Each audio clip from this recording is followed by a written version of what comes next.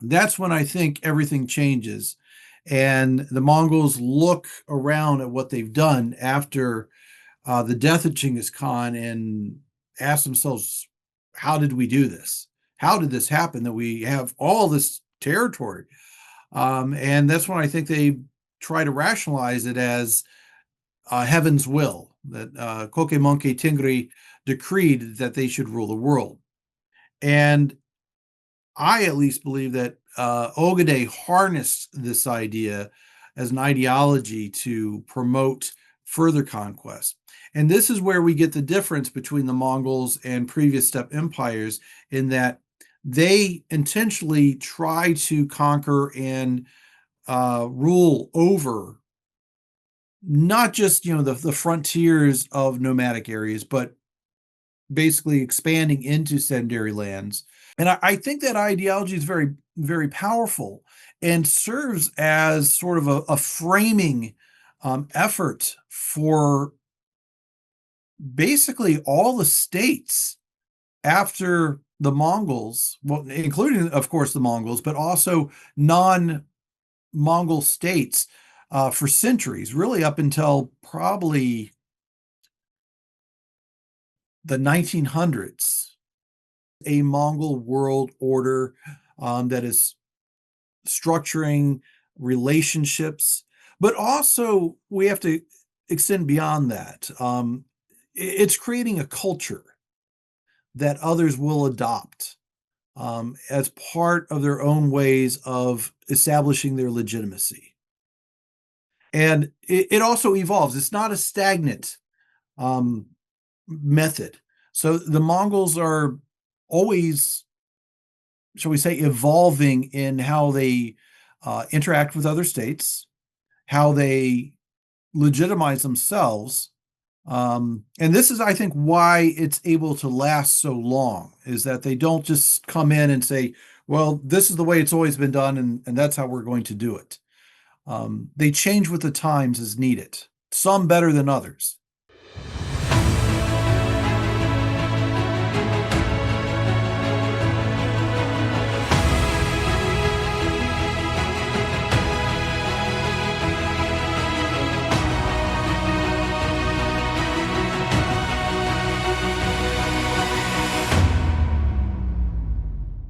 Hello, everybody. Today we have invited for our podcast Professor Timothy May, a scholar of Mongolian studies, who have issued numerous books about Mongol history, including the Mongols, Mongol world, and the Encyclopedia of Mongolia and Mongol Empire. So we are glad to have him as our host to ask questions that puzzle us all the time in our podcast. Германд үйлдвэрлэв. Эрүүл мэндэд чанарыг. Denk Farm. Let me start with a question.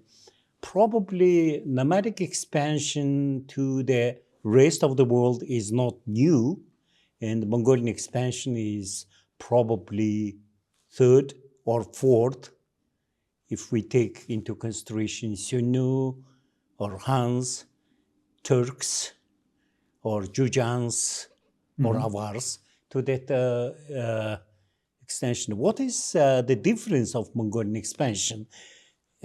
People say that it was not merely migration of nomads into Europe. Mongolian expansion was something pretty well designed or thought from the very beginning. What is your opinion on that? Well, the Mongolian expansion is quite different in that it included not just the steppe lands. If you look at the previous empires like the Hunu and the Turks, most of their territory was mainly in the steppe lands. They did include some sedentary territories, but that was not the main thrust. For the most part, they didn't really try to conquer those areas. They would raid them, and they would gladly accept tribute, but it wasn't like they were trying to come in and occupy them and rule them directly. The Mongols, however, were different. Now, I don't think that Genghis Khan ever intended to conquer the world as he's often portrayed. If you look at his campaigns and really look at what he did in those campaigns, there's really no indication of that. But like with the conquest of the Jin Empire, a lot of it had to do with the fact that the Jin just kept fighting and kept initiating conflict, not always intentionally, perhaps, such as in the treaty around 1214, where the Jin emperor then moved his capital, and the Mongols took this as a provocative action. If we're at peace, why would you move further south? So the war would just keep continuing, and the Jin would keep, resisting, instead of just saying, okay, we'll send you tribute, or we'll have a long established peace.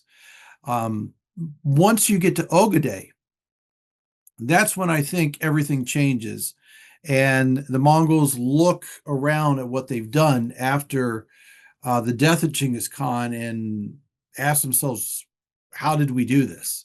How did this happen that we have all this territory? And that's when I think they try to rationalize it as heaven's will, that Kokemonke Tingri decreed that they should rule the world. And I at least believe that Ogedei harnessed this idea as an ideology to promote further conquest. And this is where we get the difference between the Mongols and previous steppe empires, in that they intentionally try to conquer and rule over not just the frontiers of nomadic areas, but basically expanding into sedentary lands, and some areas that were not really suitable for large numbers of nomads, and to rule them directly. And we do see migrations, but it's strategic.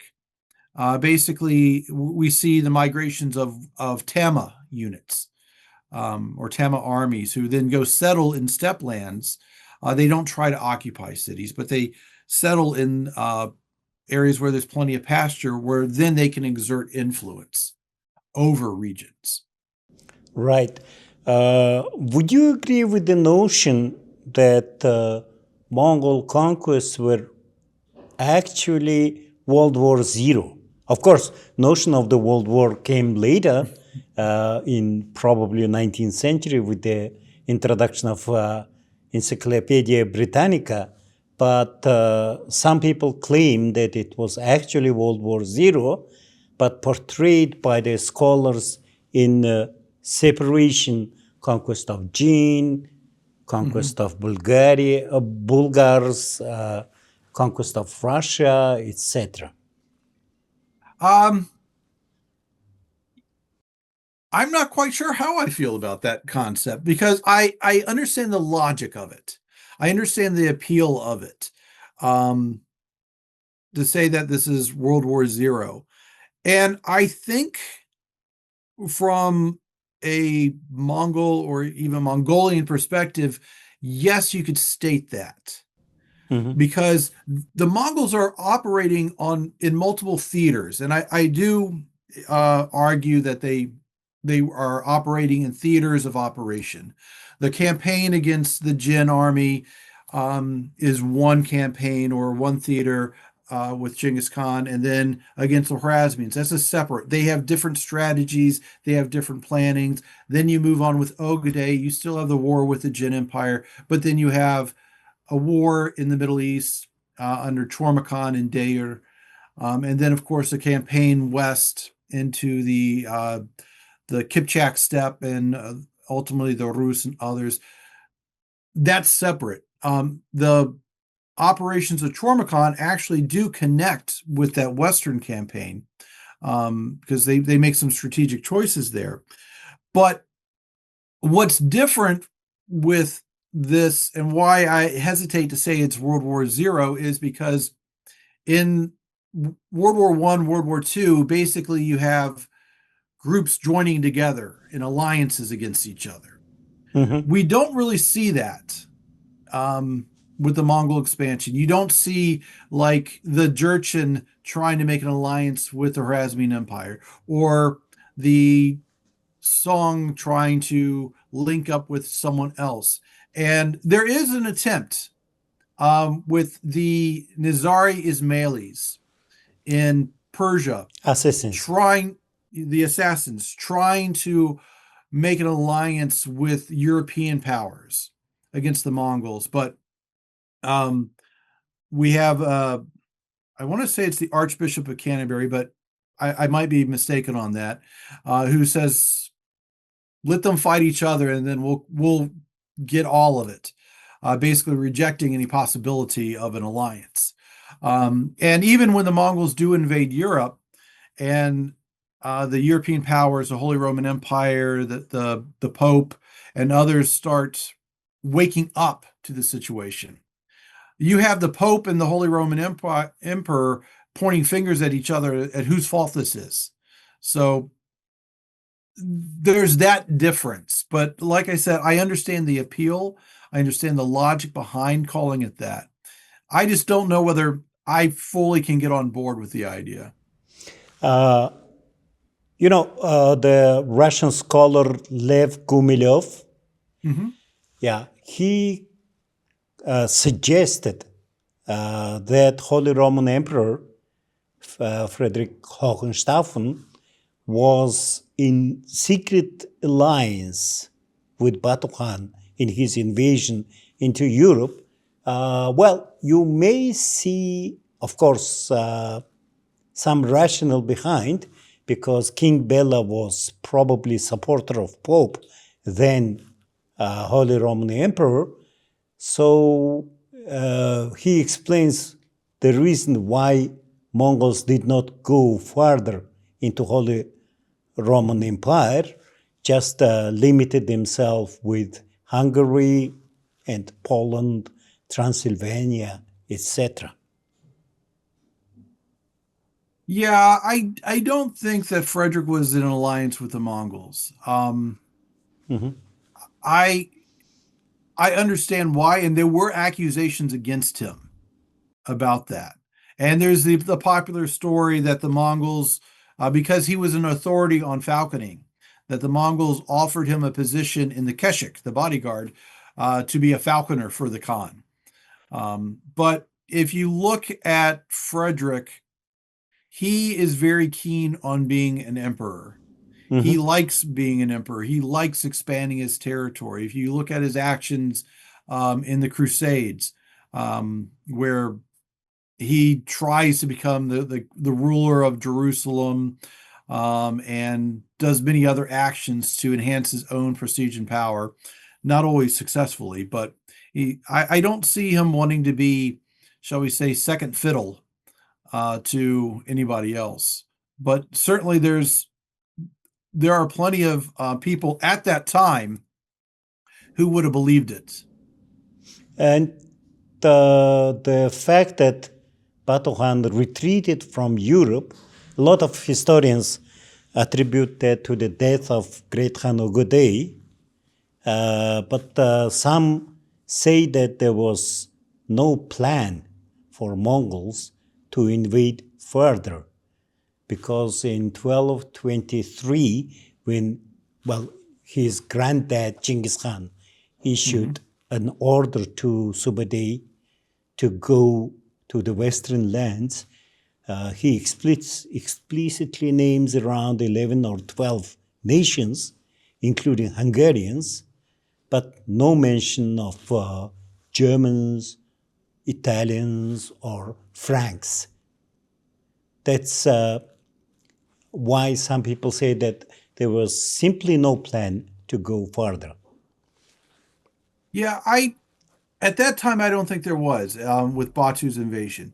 I think the invasion of Hungary and Poland was strategic. And I've argued this in many of my publications, that the Mongols had a strategy of conquest, which I call the Tsunami strategy. I don't know what the Mongols would have called it. We have no record of what it was, but I have deduced this from studying all their campaigns and looking at what they did. And typically what they would do on invasions, beginning with the time of Genghis Khan, and developing over that time, is they would invade an area, destroy a lot, conquer a lot of territory, but then at a certain point, the armies would withdraw. They would not try to occupy all of the territory. But what they would do is they would control some strategic areas like mountain passes, or just a portion of that territory so that they did not overextend. And then what they would do is on the frontiers, this is where they would establish the Tama institutions. And that way the main army could return home or go on other campaigns and not get bogged down into endless wars. And we have to remember that Batu had just conquered a lot of territory, from the Volga River to the Carpathian Mountains. And I think by now we should all realize that it's much easier to conquer than it is to rule. Mhm. And Batu, after doing that, he had to organize this new territory with his brothers, establish who's ruling what, set up an infrastructure to tax, and also other commanders are going to be taking, other princes were going to take their troops back. So you can't just keep conquering and conquering, because eventually you're going to run out of troops. But we do see that Guyuk is definitely planning on invading Europe and is planning for a 20-year campaign Mhm. before he dies. Mhm. But I don't think at the time that Batu had any long-term plans. And the fact that they did not leave troops in Hungary, I think also supports the idea is that what they were doing in Hungary and Poland was basically making a buffer by neutralizing the neighboring enemy so that they would not be threatened by them while they set up their state. Өмнөд Хятадын халуун ширэнгээс Унгарын их тал хүртэл өргөн уудам нутагт 20 их аяндайн удирдаж 65 шийдвэрлэх тулалдаанд ялалт байгуулж дэлхийн түүхэнд анх удаа тэв дамсан байлдааны ажиллагааг төлөвлөн амжилтанд хүргэсэн Сүбэдэ Баатрын байлдааны арга барил агаар газрын байлдаан нэртэй НАТОгийн байлдааны стратеги болон хэрэгжсэн түүхтэй. Энэ гайхамшигт жанжны тухай доктор Отгонбаярын төрөвсөн Сүбэдэ бүтээл хэвлэлтээс гарч уншигч таны гар дээр ирж байна. Домог болсон Монгол жанжныхаа гээгдсэн түүхийг сонирхон уншаарай. Would you agree with the notion that the Mongol conquests were not simply conquests? All the conquests went along the Silk Route? Because we don't see, sizable inroad by the Mongols into Siberia. Probably there was no trade interesting for them, but usually conquest goes either to the south, conquer to China, or to the west, basically meaning Muslim Asia is one of the biggest market. And if you see 1223 dispatching Jebe and Subutai, the secret history of Mongols say about 3 directions.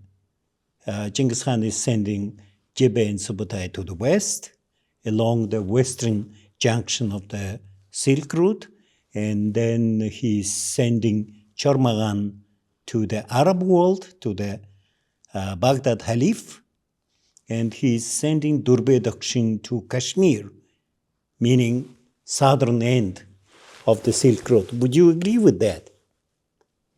I don't think they're trying to conquer the Silk Road. I think it's a not a coincidence, because we have to remember the same roads that caravans are using are the roads and the routes that you would also move an army. Merchants are going to take the most direct route because it's easier. Sure. You're going to save money. Armies are going to do the same thing, except if they have, if they choose other strategic reasons, like to avoid certain locations. Dorbe Dokshin, his invasion into what is now Pakistan and a little bit into India was to pursue Jalaluddin. The Mongols had intentions of always hunting down the enemy leader. And Jalaluddin has escaped, so you have to pursue him. And ultimately, they realized that India is not quite to their liking at this time, between the humidity, the heat. And I do wonder, however, if the Sultanate of Delhi, which was also fairly new at the time, might have offered some tribute to deter raids as well. And at that time, Tormakan did not actually go to Baghdad. They talk about that, and I think that that might have been discussed of doing that, but he never did it at that time. We don't have any confirmation that Tormakan went that way at that time, but he was on that campaign and had some knowledge of the region, which is why they selected him as the leader. And Jebe and Subede was definitely, I think, a reconnaissance. I don't think they were out there trying to conquer all that territory, because there's no way they could actually control it with the limited resources. But they were certainly looking at things. They were gathering intelligence for future expansion. But I've heard this argument that the Mongols were trying to control the Silk Road for many, many years. But I don't find that as a convincing argument, simply because it wasn't, I don't see it as a primary reason. It's a benefit, certainly. And the Mongols do understand the value of trade at that time, and controlling it. But at the same time, we see them trying to establish trade relations, like with the Khwarezmian Empire, that unfortunately for the Khwarezmians went terribly wrong. But the Mongols were open to trade from the very beginning, and Chinggis Khan was willing to encourage that trade. So I don't think they felt a need. As far as Siberia, there is evidence that the Mongols went much deeper into Siberia than we think. There are hints of it. The problem is that we don't have detailed records from the people that they would have conquered or would have interacted with. There's plenty of trade there because of furs, but also even in the secret history, we see Jafar the merchant taking sheep to trade with the Hoyanirgin in exchange for furs. So we know that there is a lively trade, but also there's plenty of other things. There's grains that are grown in the Yenisei River Basin. There's gold. And there's a good reason why Erik Bolke planned on making that his headquarters after being driven out of Karakoram. The question is just how far did they go? Did they reach all the way to the Arctic Ocean? Maybe not, but they were going much farther than we generally give them credit. If you look at how we draw the maps of the Mongol Empire and where we put the northern border, it was probably farther north than that. Whether it was direct rule or whether tribute relations, where basically they're being paid tribute in furs or something else, we don't know. But again, there are some brief mentions, never a lot of detail, but there is mention of Mongol forces going farther north. Yeah, probably it is one of the lost chapters of Mongol history. For example, I just recently saw a Yakut movie about their history, and I was surprised to see that Yakuts, they're calling themselves as Urankhais.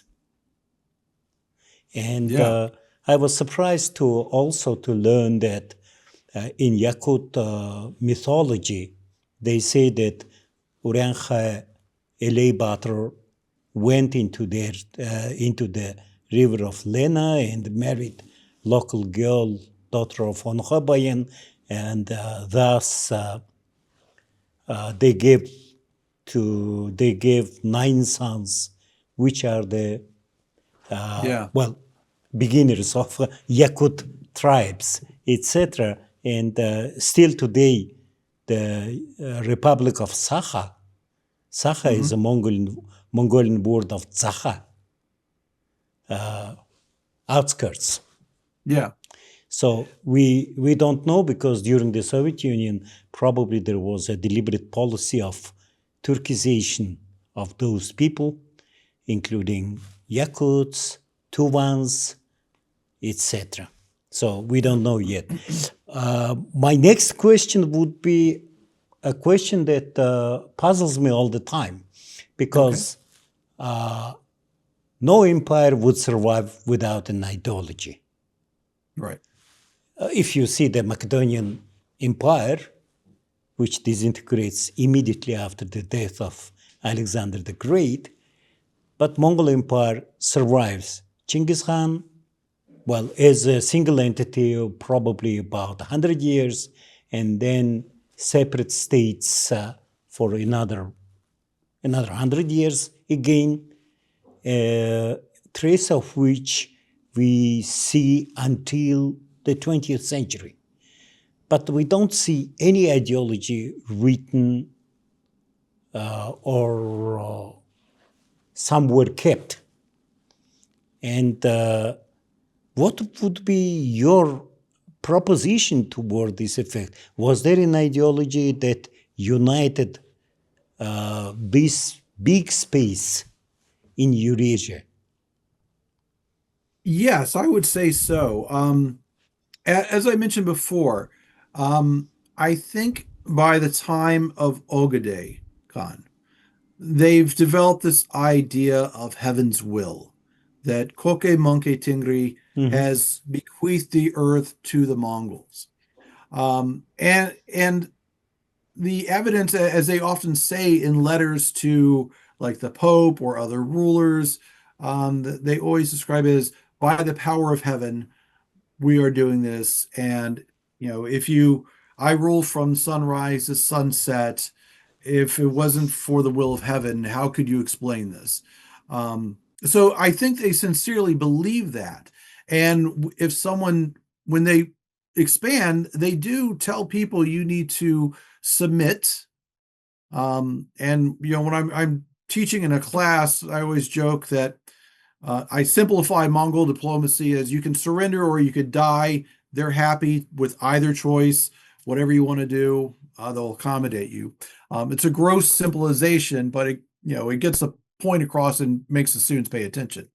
But that is because if the Mongols believe in the will of heaven, then it also means that if you do not accept this, then you are in a state of rebellion against the will of heaven.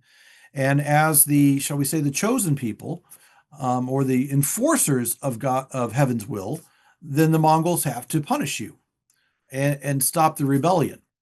So in a sense, it is sort of a holy war in the expansion. Now, another part of that is an ideology in the virtue or the legitimacy of the Chinggisids, of the descendants of Chinggis Khan. When Chinggis Khan unified the steppes of Mongolia, he did an excellent job of eradicating other lineages of aristocrats, people who might be an alternative to him and his family. And of course, over time, there's pruning of the Chinggisid line as far as who can rule, and we see different arguments made in the secret history that it should always be Ogedei, but then we later get, well, you didn't abide by these decisions, so the line gets transferred to the Toluids. And there's efforts to sort of diminish the standing of the Jochids as a claim to ruling the entire empire. And of course, Chagatai is never even considered, but we see an effort to continually define and raise up the idea that only Chinggisids can be legitimate rulers. And this lasts. so that we see successor states. Either you have individuals who try to link themselves to Genghis Khan through maybe marrying a Chinggisid princess or having a puppet Khan on the throne, or they establish their dynasty through a connection to Genghis Khan by like a general or someone who had served Genghis Khan. So there's always an effort to attach themselves to the charisma of Genghis Khan, one way or the other. And I think that ideology is very, very powerful and serves as sort of a framing effort for basically all the states after the Mongols, well, including, of course, the Mongols, but also non-Mongol states for centuries, really up until probably the 1900s. Okay, that gives me, that leads me to an idea. You might have probably read the book of Turkish scholar Ayşe Zarakol, Before the West. Yes, I have. And her idea that, actually world order was before European world order, that is Mongolian, Pax Mongolica, and she claims that the international relations at that time was something that was going on between the house of Ugadei, Tului, Zuchids, Chagataids, and Ilkhans, etc. How would you describe that period? I understand geographically it was most of the known world, of course. But I mean, can you say that it was world order? I believe that many Mongol Khans, of course, they believed they were destined to rule the world by the order of the sky. In other words, they were Trumps of 13th century. So, would you believe in this kind of idea? Yes, and I think that most scholars of the Mongol Empire have kind of had this idea, but I think Ayşe Zarakol does an excellent job in elaborating it for people outside of the study of the Mongol Empire, and also putting it in the terms of international relations. I was very impressed by the book and her arguments. And yes, I would say there definitely is a Mongol world order that is structuring relationships, but also we have to extend beyond that. It's creating a culture that others will adopt as part of their own ways of establishing their legitimacy. And it also evolves. It's not a stagnant method. So the Mongols are always, shall we say, evolving in how they interact with other states, how they legitimize themselves. And this is, I think, why it's able to last so long, is that they don't just come in and say, well, this is the way it's always been done, and that's how we're going to do it. They change with the times as needed, some better than others, but they're not a stagnant culture or society or political organism. I often question myself why we call ourselves now Mongolians and why they are called Mongols. Are we different? Or sometimes I have feeling that Mongol in the 13th century was rather closer to Roman because You might be a Spanish, but a Roman citizen. So you might be a Turk, you might be a Jurchen, but call yourself as a Mongol. We have a history of these English men who called himself as a Mongol, who was captured near Neustadt. Yeah. So the word Mongol at that time rather meant status than nationality. And I always surprised now why we do not call ourselves as a Mongols. Instead, we call Mongolians. Right. Yeah, I do this myself. When I'm talking about the Mongol Empire, I always use Mongol. If I'm talking about modern Mongolia, and the Mongolian people, I always use Mongolian. And I think it's useful for scholars such as myself, and also students, because I think it helps makes a dividing line between the past and the more present, but also the states. Of course, the Mongol Empire is the Mongol Empire because they call themselves Mongol. And it's a term that spread. But of course, when they first appear, in many sources, they appear as the Tatars, because that was a name that was already in use in many areas. And then eventually people become aware that, oh no, they call themselves something else. They call themselves Mongol. And that begins to pick up in use over time. The Tatar never goes away in some areas, but we do see sources refer to Mongol and Tatar. But we also see in many sources that Mongol will be used, much like you said, in the sense of the Roman term. It's not just someone from Roman, it's someone from the empire, but it's usually referring to someone of nomadic origin. Most contemporary writers of the time will distinguish between, well, first of all, the groups of people they know, who they're familiar with, or who will identify to them, and basically say, no, I'm not a Mongol, I'm from China, or I'm a Kipchak Turk. But in many historical traditions, what they'll do is they will pick a term to describe the nomads and stick with that term. Like in Byzantine sources, basically any nomad often gets referred to as a Scythian, as a general term, despite the Scythians not being around for, well, by that point, 1,000 years. But we see this with the Turks. Everyone's a Turk, but the Kipchaks didn't call themselves Kipchak Turks. They were just Kipchaks or Kanglis.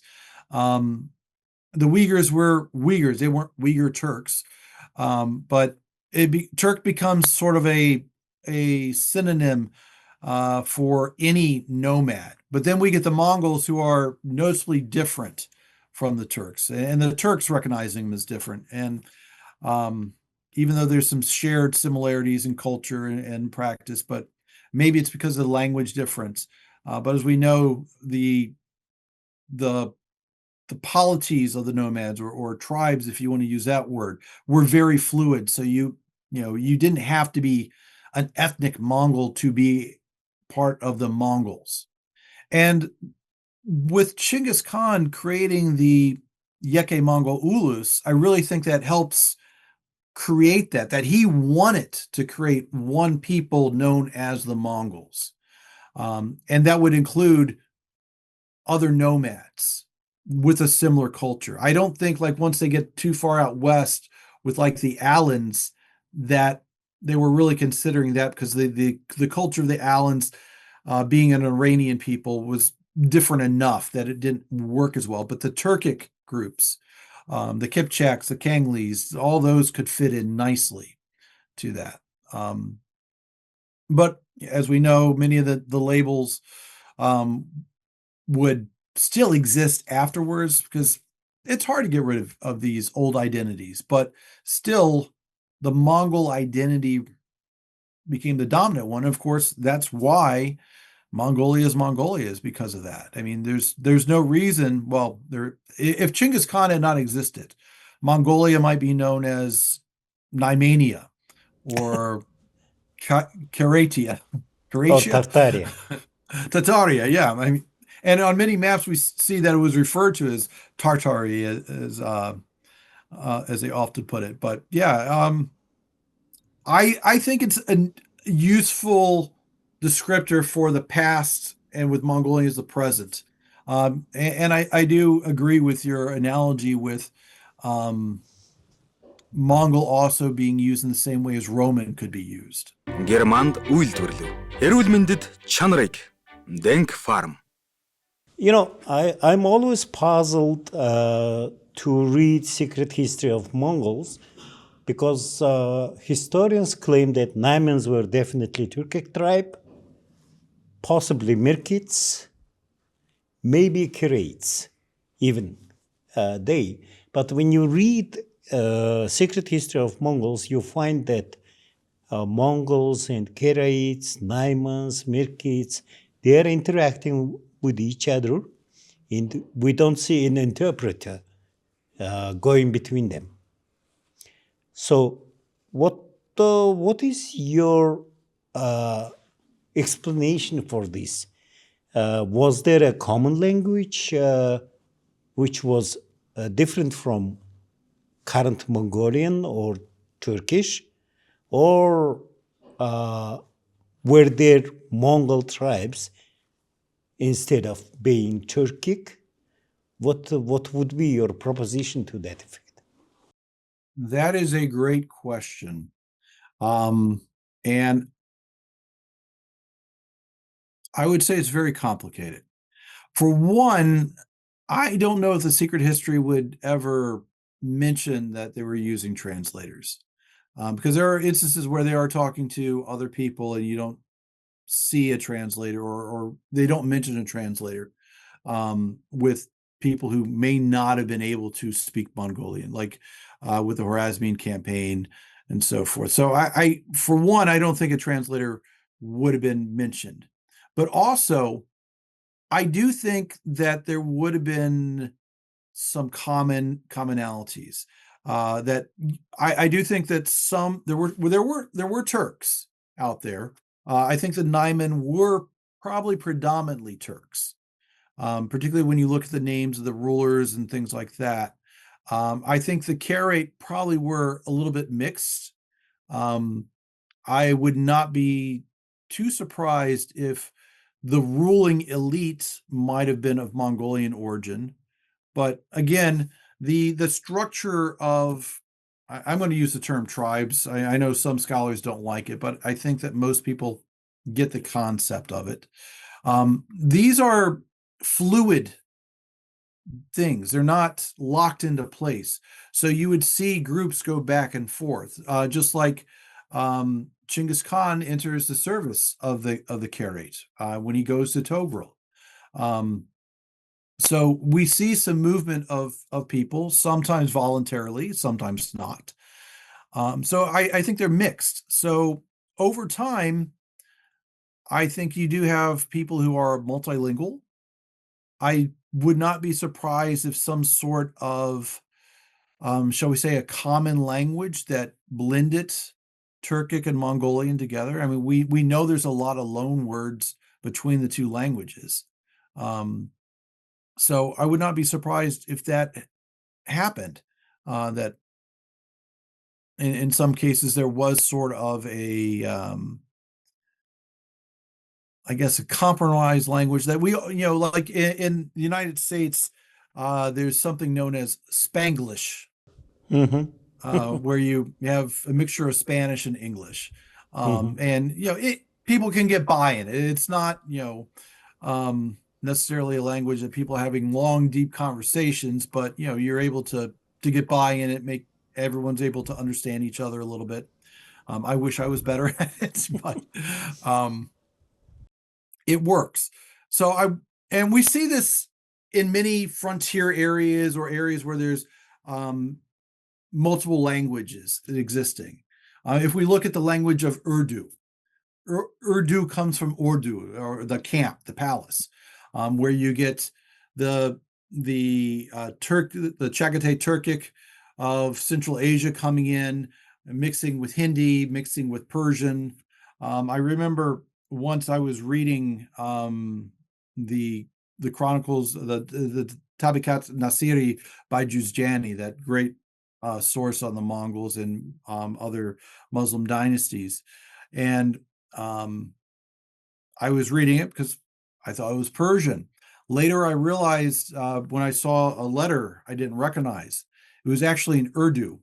But because it was a medieval text, there were automatically a lot of Persian words, a lot of Turkic, a lot of Mongolian names. And so I had no idea that I was actually reading a language I didn't know. Because that's so you see this in these border areas. So I would not be surprised about that. But yeah, I think probably the western part of Mongolia was more Turkic than Mongolian. Not that they knew that they were Mongolian at the time, because probably the Tatars were probably predominantly Mongol. I used to think, and I think this is based off of previous scholarship, that the Tatars were probably more Turkic than Mongol, but now I no longer really believe that. I think probably the western portion was more Turkic, and then over time becomes more Mongolian, of course.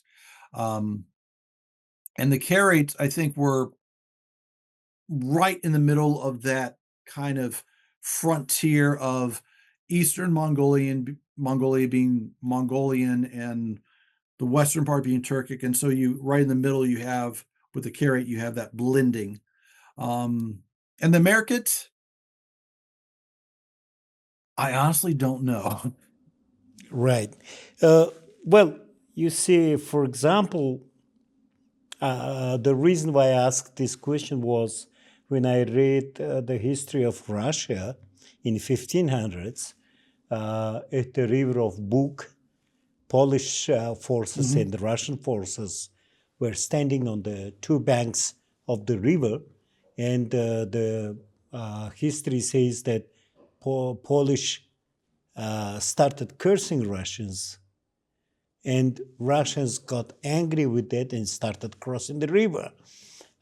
So it shows that the languages were so close that Russians would understand. Yeah. Probably today, Polish and Russian are so different that you probably hardly understand each other. Yeah. And I thought that maybe in the 13th century, languages were close. And you know the long-standing dispute whether Hunu or Hunu were Turkic or Mongol. Right. So what is your opinion on that? Were they Turkic or Mongol? I really don't know. My suspicion, I mean, let me back it up a little bit. I'm just going to leave it as I don't know. I have a general understanding of Hunu history, but I would not call myself an expert, particularly with all the new material that's coming out, particularly with the archaeology and so forth. My suspicion is that the Hunu were probably a little bit of both. And I guess it also depends on when do we think that the area had a Mongolian population? Because of course we're using Mongolian to refer to groups that would not have used that term. We know that Mongol as a term really begins to appear in the Tang period, or at the same time as the Tang Empire. But if we're applying it to a language and a culture, that becomes a little bit tricky. As what do you define as that? Are we doing it based off of language? Are we doing it based off of culture? And the culture does not have to have the same language. So it becomes a little bit more complicated than I'm willing to establish an opinion on. Right. Yeah, I agree with you. Sometimes when you refer to these people of 2,000 years ago and dispute whether they were Mongols or Turks. That sounds to me dispute like who was Isaac Newton, New Zealander or Australian? Something like this. Sometimes That's you a come great across example. with hotheads in Kazakhstan who claim Genghis Khan was a Kazakh. Yeah. Yeah, I've I come across that as well. usually agree with them, and I say yes.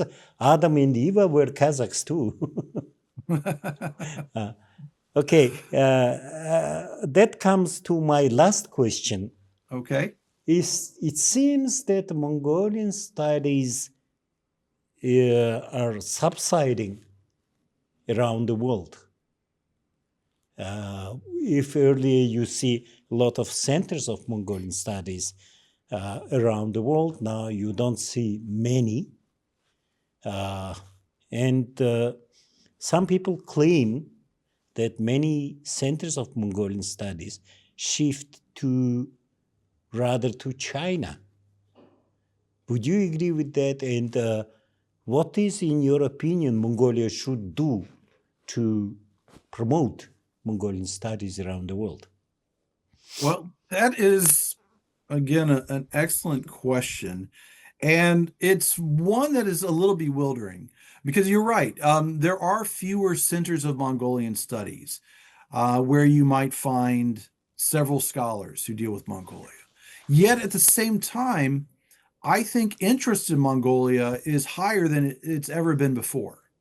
Mhm. And a lot of that has to do with an explosion of interest in the Mongol Empire. And that's leading to other people becoming interested in other things because of movies, because of YouTube videos, because of TV shows like Physical Asia on Netflix. That gained a lot of interest in Mongolia. I had a colleague who came up to me the other day and was asking me all sorts of questions about the Mongolian language because she was just enchanted with the way it sounded from that. And she studies the Middle East, so it was quite different for her. So I think there's a huge interest. I find students who are always fascinated in, but yet you're right. We have fewer studies or centers of Mongolian studies, but I feel like there are more scholars of Mongolian studies than ever before.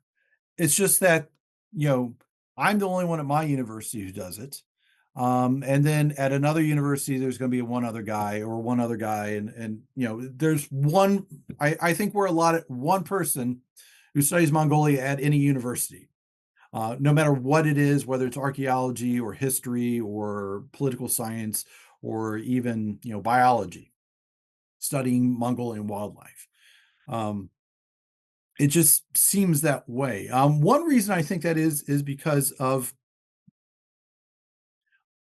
since the fall of or the end of the Soviet Union, where you had this, us versus them kind of mentality. We need to know everything about all the societies connected with the Soviet Union, whether it was in East Europe or Central Asia or Mongolia. That's what drove that. And there was government funding that took an interest in it. But now you don't have that. And for the life of me, I can't understand why people would not understand that this kind of knowledge is still important and still necessary for, whatever country you're in, that it would be good for your international relations, for your business strategy, for your economic policies, and of course, for national defense. But we also see weird trends in what universities and what the public and what the government supports in terms of study. For instance, the humanities is not very popular right now, even though I think it's ever more important. But you have parents like, oh no, they need to get a business degree. Or IT. Okay, they get they get, or IT or something like that. They don't know anything about the world, but go do business, but you just won't understand who you're dealing with, regardless of whether it's Mongolia or South America or something like that. And it's perplexing because you do have this popularity, and there is a craving, I would say, for information about Mongolia. I mean, just the number of things I see on Facebook or YouTube or, one of my favorite things to do is I keep my eyes open for shows that will reference Genghis Khan in some sort of way, or a book or something like that. They're always sneaking in there somehow.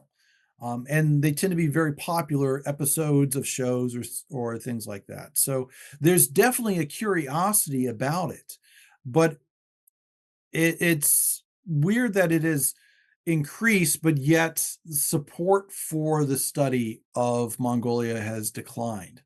Now, as far as what can Mongolia do, I think one way is to boost support in places for it, like whether it's endowing a chair of studies. One of the reasons why China really increased its presence is because they were funding these Confucian institutes, which have since declined, but it boosted the interest. It supported that, although there's always been a strong interest in China just because of the sheer size of not only the country, but also the population and everything else like that. But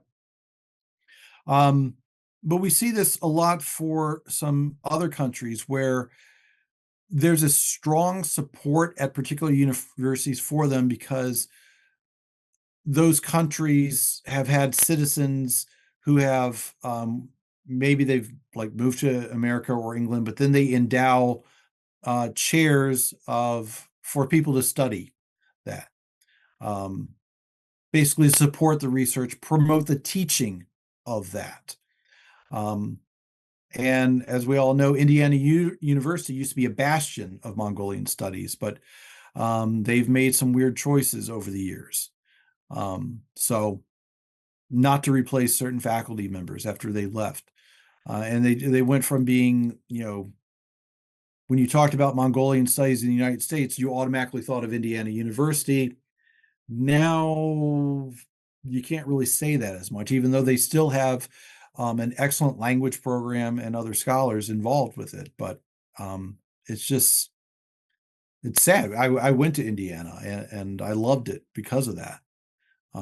But yeah, I do think that if any of your listeners is a wealthy Mongolian who wants to endow a chair at a university that they like, or a scholar they like, or something like that, I won't say no. but really anywhere it would work. Another example is Western Washington University. That it's a school that has a wonderful library of Mongolian sources. And they've started a program where Mongolian scholars can come and teach for a semester or so, but they don't have a permanent position there, which also baffles me because it was a leader in that for a long time in I think the 70s and 80s, but in the 1990s, it sort of fell apart for whatever reason. It's weird, but also I would say that in the United States, there's a tendency to, if a program does not have a lot of students in it, often the higher administration says, "Oh no, we don't need that anymore. Students aren't interested." They don't. They're just looking at it from an accounting perspective, rather than a knowledge perspective or a scientific perspective, which you would think a university would do. Өмнөд Хятадын халуун ширэнгээс Унгарын их тал хүртэл өргөн уудам нутагт 20 их аяндан удирдаж 65 шийдвэрлэх тулалдаанд ялалт байгуулж дэлхийн түүхэнд анх удаа тэв дамнсан байлдааны ажиллагааг төлөвлөн амжилтанд хүргэсэн Сүбэдэ баатрын байлдааны арга барил Агаар газрын байлдаан нэртэй НАТОгийн байлдааны стратеги болон хэрэгжсэн түүхтэй. Энэ гайхамшигт жанжны тухай доктор Отгонбаярын төрөвсөн Сүбэдэ бүтээл хэвлэлтээс гарч уншигч таны гар дээр ирж байна. Домог болсон Монгол жанжныхаа гээгдсэн түүхийг сонирхон уншаарай. Well, thank you very much, Professor, and we are grateful to you for still pursuing Mongolian studies despite all the difficulties. Of course, these were not all the questions that we would like ask from you, but we are limited in our time in our TV slot that we have, and we are hopeful that we will come back to you sometime in the future. Oh, Thank you most very certainly, much. and thank you for having me. It's been Yeah. a delight. Германд үйл төрлөв. Эрүүл мэндэд чанарыг denkpharm. Well, we came to the end of our podcast, and I would like to thank Professor Timothy May again. And certainly it was not all the questions that we wanted to ask him, and we are hopeful that he will come back to our podcast sometimes in future to answer all the questions that our viewers might have. And in case if you have questions to ask Professor May, please welcome to leave a comment on our page. Thank you.